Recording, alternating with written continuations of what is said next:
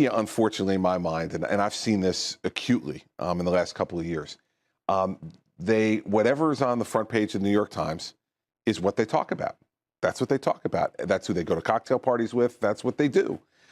So if you're frustrated by that, I apologize to you, but welcome to the real world. But this is the way it goes. When you think about Bridgegate and the media coverage of Bridgegate, and then just go back the last 3 months after Hillary Clinton, Secretary of State Hillary Clinton announced her candidacy, and look at the disclosures that have come out since then in reference to the amount of time spent on Bridgegate. Oh, well, it's absurd.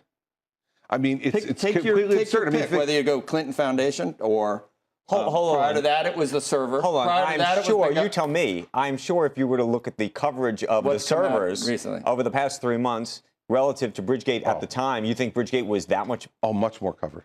And I think you can go back and objectively look at it and say that it was. At the time, Bridgegate was outgunning 6 or 7 to 1 the coverage of the IRS scandal. Now, do we really think, and especially now, 15 months later, when we see that everything that I said the day after that story broke, everything I said has proven out to be true after 3 different investigations. The internal investigation, which everybody in the media mocked, which, by the way, winds up coming to the exact same conclusion that the legislative investigation run by Democrats was, and that the U.S. Attorney's investigation came to.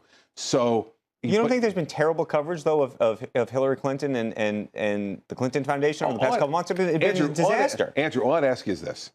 If I had come out the day after the Bridgegate thing was announced and said, by the way, all my emails are on a private server, and I deleted a whole bunch of them, and I destroyed the server, but you need to take my word for it. The emails had nothing to do with the bridge stuff. Can you only imagine what would the reaction have been? Yet today, we don't even talk about the email situation with Secretary Clinton anymore. It's like it went away. I do believe that there is an absolute bias and a rush to judgment. You all know this. You saw the coverage of me 15 months ago. I was guilty. Guilty. I had done it. Now we're 15 months later. Where are the apologies pouring in? That not one thing I said on the day after the bridge situation has been proven to be wrong. So all I'm saying to you is that, has there been coverage of the email situation with the secretary? Absolutely.